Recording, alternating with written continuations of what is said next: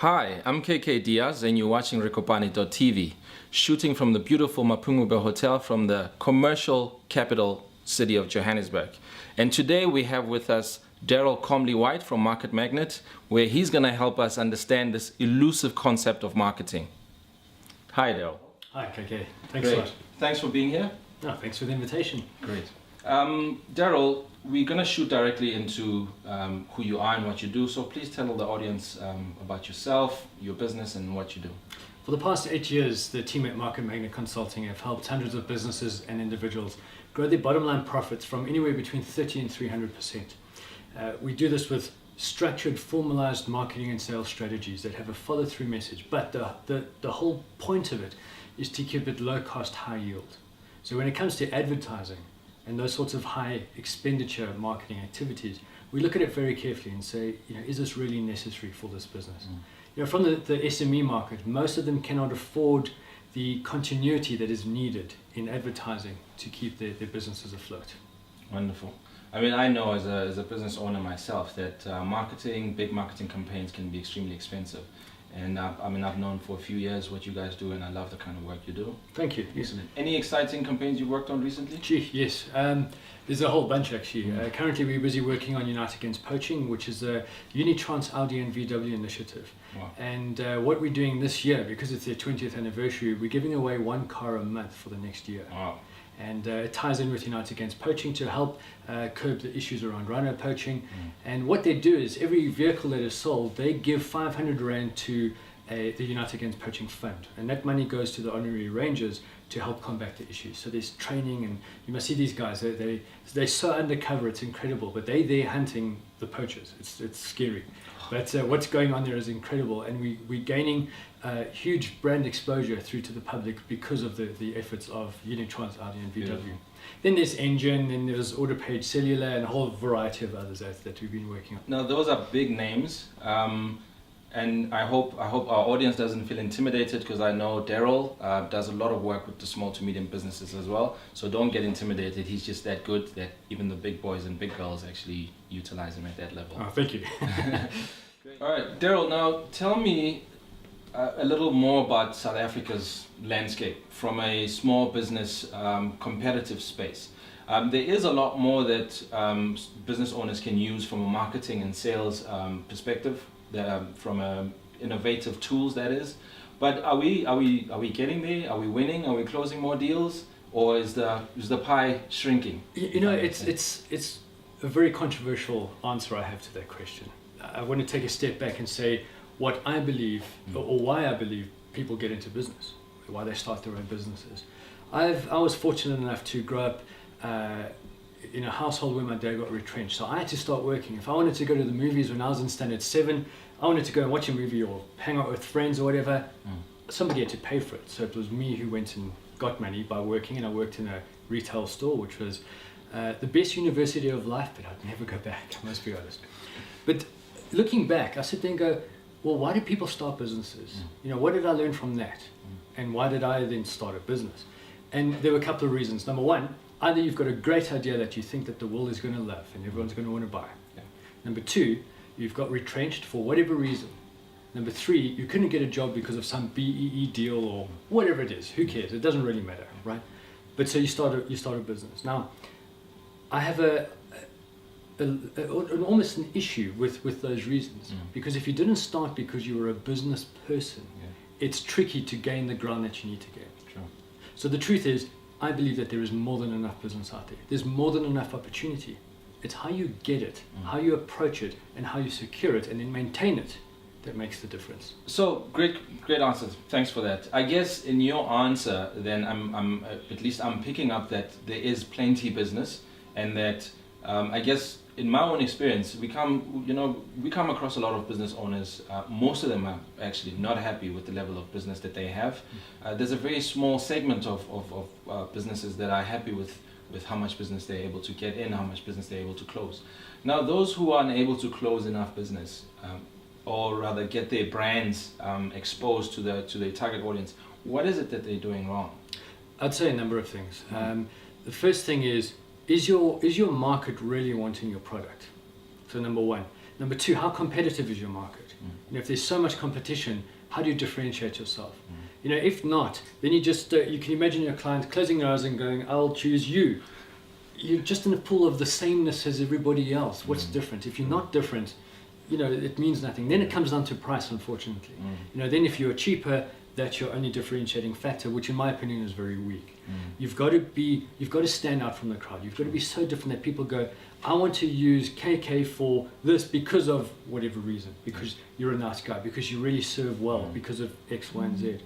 It was Zig Ziglar, that old sales guru, who said that you can get anything in life you want as long as you help enough people get what they want. And then obviously your reward could be money, or could be the luxuries, or whatever it is, or the success that you're wanting. And where I think we fall short is, like I said, somebody gets into business for whatever reason, so they've got a good idea.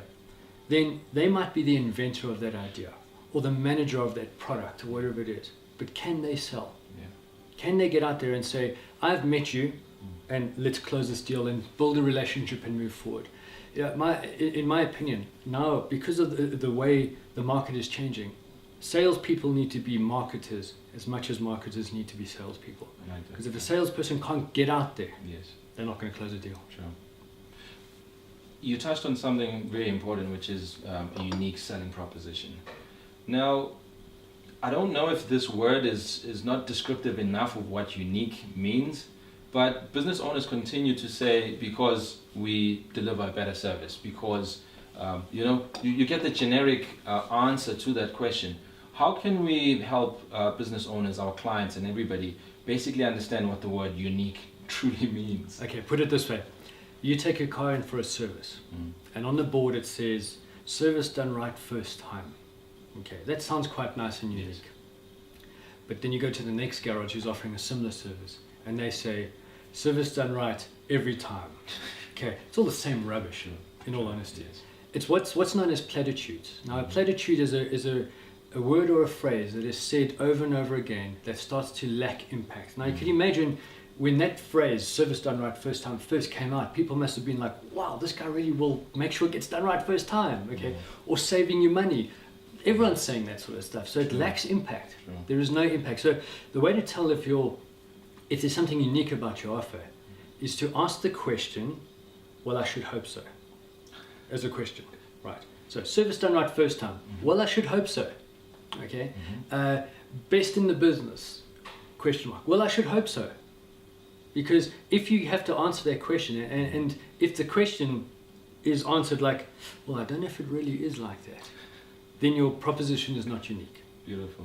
All right. So if you look at what mine is, that's the end of my business's unique selling proposition is without wasting money on advertising. Okay. Why is that unique? Because anyone in advertising wants to push advertising because the commissions are so high. All right, so that's where we find we differentiate ourselves. The other part of our differentiation is not only the consultation, but the implementation thereof. Darryl, I don't know if I heard you right. Now, you are in marketing, right? That's right, yes. Now, are you saying that we don't have to advertise? Depends. Spend on that, yeah? It really depends on the company. Okay. And depends on how much money you've got. I'll give you an example. On a local radio station, we wanted to run a campaign that was going to give a car away at the end of the week, and we're going to have the breakfast time and the afternoon time for 1 week. It would be promoted throughout the day, so there'd be a handful of promotions of this promotion, plus the client had to supply the car. For that 1 week it would have cost $500,000. Okay, so if that's your objective, then go for it. Okay, as long as you can quantify sales off it. I worked on another campaign a couple of years ago, and it was a fantastic ad campaign. All in all, from the production of the ad and the airtime, they spent 11.5 million rand on it. And I said to the guy at the end, how many sales did you get? He said, we don't know, but our branding was out there. Okay, if it was a branding exercise, it was successful. Right. But if it was an exercise to generate sales, then it's not successful. So it depends what you want to do. Now, most of the SME market cannot afford that sort of money on advertising. But if we look at what is available, let's say Google AdWords or Caxton ads or whatever, newspaper ads, they both can cost roughly the same. But again, be careful. Google ads is very trackable. You know exactly who's clicked, what page they went to, when they queried, if they queried, what they queried about, and you can go and close the deal and work out what the value of that is, and hopefully build a lifetime value of that client so that you can earn off them for a long time. So which then amortizes the acquisition cost. But if it's let's say a newspaper ad, you can't always tell where they're coming from. You've also got to keep in mind that the guys selling the ad space, they're like a real estate agent. Their job is to sell space. They're not concerned if you get a phone call. All right. And most of the time when you put those in, you're paying a couple of $1,000 for a little ad this big. If you get one call, you're lucky. It's that scary. So there's many other ways to do it. And in my opinion, it comes down to the effectiveness of your sales team and how they are marketing the business. Excellent. A lot of the times that's relationships. You've got to start relationships. Excellent. Darryl, you've just touched on Google AdWords. Now, what else is out there that is cost effective that entrepreneurs can use? There's many things. The one that is probably quite old school but still works incredibly well is the telephone. Okay, a lot of people are shy away from cold calling and making calls. It can be painful because it's, out of 50 you're going to get 2 positive results, which might not be a sale yet, but might just be a meeting. But that's still good. If you're not calling, you're not generating business, you're not pulling business. See, advertising and that sort of thing, even Google AdWords, because that's a form of AdWords, is pushing a message out there, okay, which is needed, right? But you've also got to get out there to pull that message back in, to pull that client back into the business. And as far as automation goes, yes, a lot of it can be done, but there's still a human element to selling. And that's one thing that we actually found through a bit of research in South Africa. South Africans like to deal with people, strangely enough, which I think is a good thing. Like that, I guess. Whereas, overseas, they've been far more comfortable dealing over the phone and dealing online via email and paying without even seeing the person. They're far more comfortable with that, whereas we're not there yet. Whether we'll get there or not, who knows? I'm hoping so, because it'll speed up the process. But what it also comes down to, though, is better information. Now, this is one place where we lack in our marketing, I think, is firstly having the right information that we can tell the client. We want the client to be informed enough, educated enough to make an informed purchase decision, to make them go, I know that this is the right decision for my business or for my needs. And I think where we fall short is how much we reinforce that message. So we spoke about USP, the unique selling proposition, earlier. It's all good and well having one, but if you cannot drive that message through and it becomes the core message of your business, if you can't drive it through whatever means, be it AdWords, email marketing, advertising even if necessary, telesales, telemarketing, your corporate gifts, whatever it is, whatever you want to do to market yourself, if you cannot drive that message through, it's going to fall short. Now, tell me about how entrepreneurs in South Africa, how effectively are we using the likes of social media? I mean, does social media work? Are we using it effectively? I'll tell you what, as far as a marketing platform that has been promoted very well, it is social media. But keep in mind, I said the platform's been promoted well. How well they promote your business is a different story. Let me explain on what I'm saying. Social media marketing is good if it's used in the right scenario. So I've got a company that does industrial matting. Like when you walk into the airport, those mats that you walk over, that's them. So it's big stuff, right? They want a Facebook page, and I'm like, why is anyone going to want to visit you on Facebook about mats? I mean, it's not that exciting, right? So in that sense, complete waste of time. So luckily we've been able to speak him out of it and say, look, it's worth having a Facebook page. Always is, because it's searchable. But it's not worth focusing on it and hoping it's going to make sales. As far as branding goes, it's pretty good. As far as making sales goes, depending on your industry, it can be a dismal failure. The other thing about social media marketing is that it takes a lot of time. People don't realize that. They think, oh, we set it up and it goes. Yes, it does, but it doesn't always achieve the objective. And the reason why I say it takes a lot of time is because it's focused around a conversation. So if somebody has a complaint, you respond to that complaint. The other people who see it then say, hey, they sorted their complaint out well, and they build favor with your company.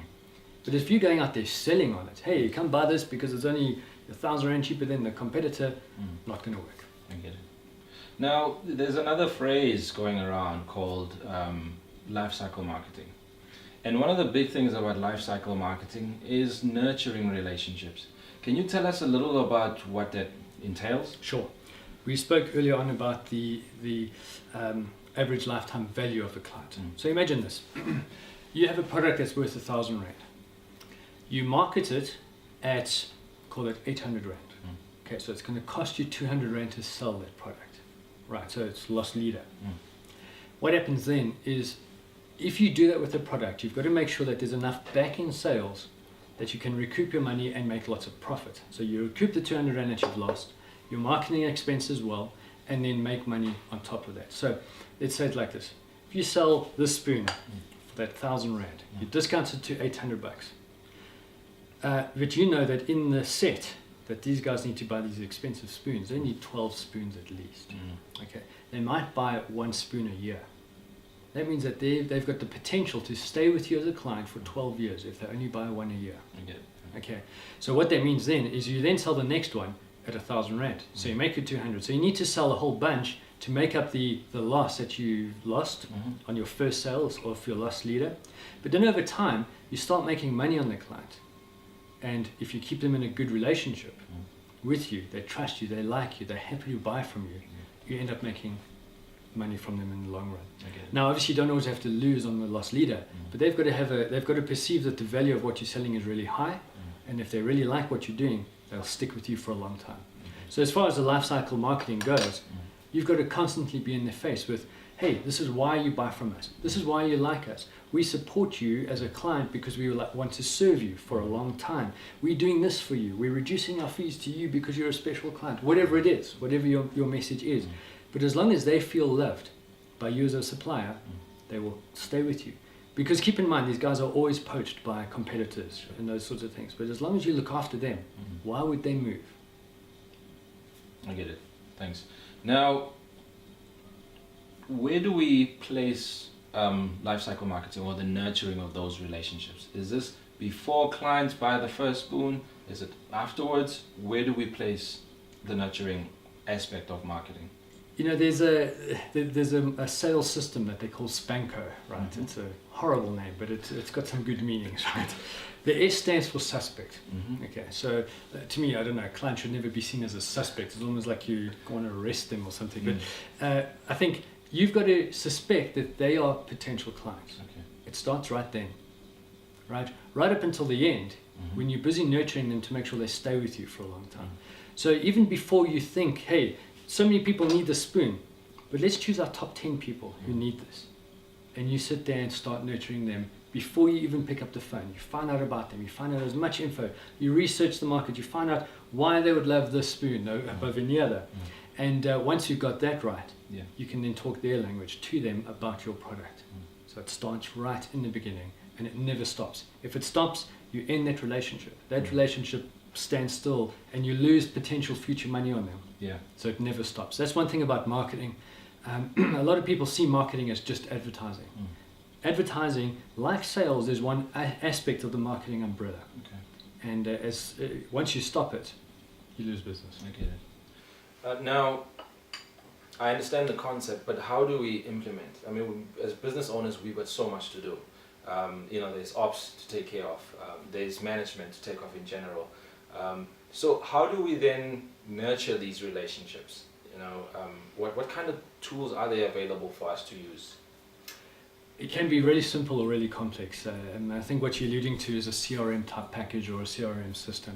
Now there's some really expensive ones that don't work. There's some really cheap ones that do work. There's everything in between. CRM is good because it helps the owner of the business get a bird's eye view of that company without having to step into the office. And especially if they're cloud-based ones or online ones, then you can be sitting in Mauritius while your sales team is busy working and you can watch that they're working. The systems are great. They've got, most of them have built-in email marketing plugins or whatever you want to call it, so that you can keep on marketing on an ongoing basis with pre-written newsletters or even current written newsletters, whatever it is, it doesn't matter. There's also a thing that we use called constant contact management, which works on 3 tiers: emails, greeting cards, and SMSs. I mean, when last did you receive an actual greeting card for your birthday. It's been a while. Exactly. Yeah. So it's quite unique, and it makes people go, wow, you really care. But all it is, it's a way of staying in contact, but it's automated. You know, the client doesn't need to know that. And what's good about it is that you're busy doing your ops and your whatever else work, but your marketing is still happening. And you know, with the CRM package, it's a good way to manage your sales team. But there's one huge downfall. If the people don't use it, it's not going to work. True. And if they don't fill in all the info correctly, it's not going to work. So, you know, before anyone invests in these, make sure that it almost becomes part of your core responsibilities of each staff member to actually do those things. And what we often do with some clients who aren't using them, we break up the salesperson's basic and say, if you fill in your CRM, it's worth 25% of your basic salary. So if you don't, you lose 25%. And you know, unfortunately, it's got to almost hurt in a way. Always a great motivation. Correct. Yeah. And you know, once they start doing it, they see the fruits of it, and then it makes sense to do. But new systems are hard to implement. I get it. Now tell me about websites. Where do websites fit in with regards to nurturing relationships? Sure. Okay, put it this way. If you have a website that you believe is finished, you are wrong. Okay, a website is never finished. It's got to constantly be updated. Now, there's a couple of reasons why. Let's talk about the client first. If the client needs some information and it's available on your website and it's fresh, it's up to date, they'll keep coming back. When they keep coming back for that new information or that new how-to or the new idea or whatever it is, and they see other things that you offer, there's a potential sale there. I get it, yeah. Right, so if your website is an old static website that was designed in 1980, you've got a problem, right? You've got to keep those things fresh and updated. And there's so many things that they can do. One of the biggest things, they can sign up to a newsletter or to a call me back or a whatever it is that will engage them further. And it's huge. The other reason that's not client related is Google related. So this is kind of how it works. Google likes websites that are in excess of 300 pages. Wow. Okay, wow, exactly. How do you get 300 pages on your website? It's actually simple. It's blogging. Every blog entry is seen as another page. And what Google does is when it comes to your website, they send spiders or robots to your website. Comes to your website, looks at your site and goes, nice new site. And then they go away and they come back in 30 days. If they see something that if they see that nothing has changed on your site, they go away and come back in 30 days and so on. But if they see a change, they'll then half the time they come back. So they'll come back in 15 days. If they see another change, they'll come back in 7.5 or whatever days. If they see another change, they'll come back in 3 days or whatever it is. Eventually they'll come back every 5 minutes. Okay, that's a lot of content though. But if you could keep your website fresh and updated at least weekly or monthly, I mean weekly's ideal, monthly is a little bit either way, then you'll find that your site will rank better. It's really that simple. And if you're not on the first page of Google, you don't count. Now, are we not asking too much of business owners out there? Yes. For blogging and all these things? Correct. I mean, that's why I've always had this thing about my theory of why you start a business. You've got a business because you make something, or you've got a good idea or whatever it is. But where a lot of the guys fall short is twofold. One, the amount of effort marketing takes. Now, there's only two aspects in business that generate money, that actually make revenue, is marketing and sales. True. You can manufacture everything you want, but if you're not marketing and selling, it's not going anywhere. True. So where I find a lot of the businesses fall short, they spend so much time focusing on operations, which is important, don't get me wrong. But if they're not selling to support the value of the operation, there's no value to the business. True. So that's where you've almost got to find that balance and say, hey, hang on, to make product X, we've got to make sure we've got enough clients to make it to buy it. Otherwise, there's no point in investing in the actual making or the designing even of it. Darryl, you touched on blogging. I thought blogging was this social media thing that young girls and boys do. Tell us how blogging is relevant to business owners. It does depend on what website you're looking at. So yes, there are the websites that girls talk about their, I don't know, dresses and clothes and shoes and whatever that sort of stuff is. But if you look at, I'll talk as my business, for example. We update our website daily with about 30 to 40 posts per day. Okay. That's a lot. It is a hell of a lot. But the reason why I do it is if I do a post, I will get 5 requests for business. And that business to me is worth, over the year, maybe 200,000-300,000 rand per business that I would then go and sign up. So it's worth every second of mine to make sure that that works on an ongoing basis. Sure. What do we post about? What do we write about? What's happening in the market? What's happening on social media? What's happening in the world as far as product sales is going? What the consumers are doing? What the markets are doing? Everything to do with my business we write about. Why? Because it's information to the client that they can learn something from. And so there's many more people reading the blog post than are actually requesting business. Yes. But those 5 business requests that I get probably per day is worth every invested minute into that. Thought leadership. I'm not sure if this is a standalone point or whether it links with blogging. Can you expand for us a little more on thought leadership? Those who lead people get the deals. Nice. So, I mean, I try as often as possible to host seminars and workshops and this sort of thing. Because you're the guy leading it, it means, in theory, you're the guy that knows what's going on. You get it.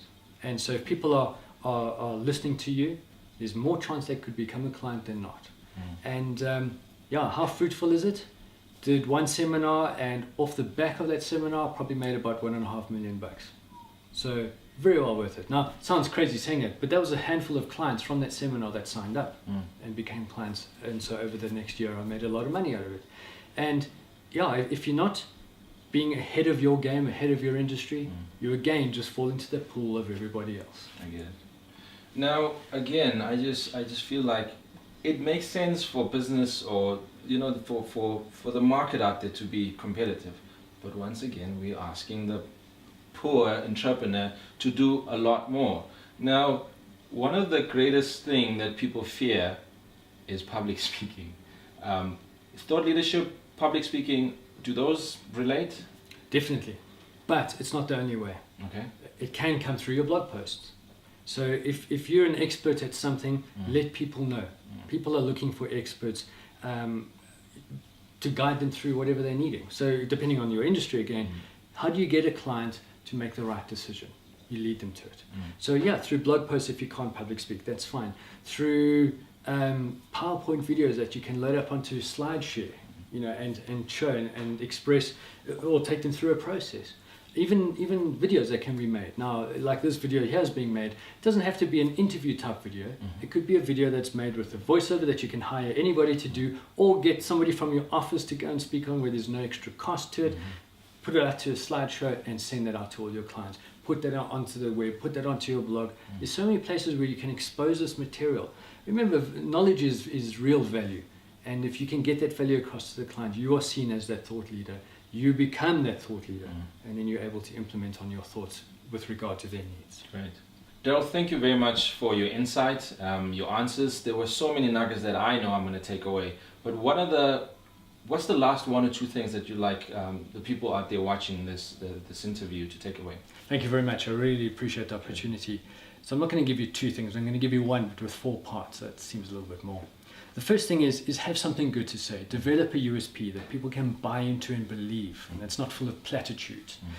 The second thing is to say it well. Get your whole team involved. They've all got to live this core message of your business. You can imagine a choir singing from different hymn books. It's not going to sound very good, but if you're all on the same page, your story will carry through. The third thing is to say it at the right time to the clients. If the client is not ready to buy from you, your story is not going to count. Now, we've got this whole thing of the educational spectrum of the client, which demonstrates when you've got to say different messages to the client. But if you're saying it at the wrong time, it's not going to meet their need. And the last thing is keep saying it. Say it over and over and over. Keep repeating it. Keep marketing. You cannot stop marketing. And marketing is going to be seen as like a circle with a beginning and no end, and you just keep marketing, keep going, keep going. If you see it as a straight line, that ends in the course of bankruptcy, so make sure you don't stop marketing. Great. Well, there you have it, folks. You heard it yourself from the marketing man himself. If you're not calling, you're not closing. The key thing is to keep communicating with your prospective and your existing clients, because if you're not doing it, then definitely somebody out there is doing it. Thank you for watching.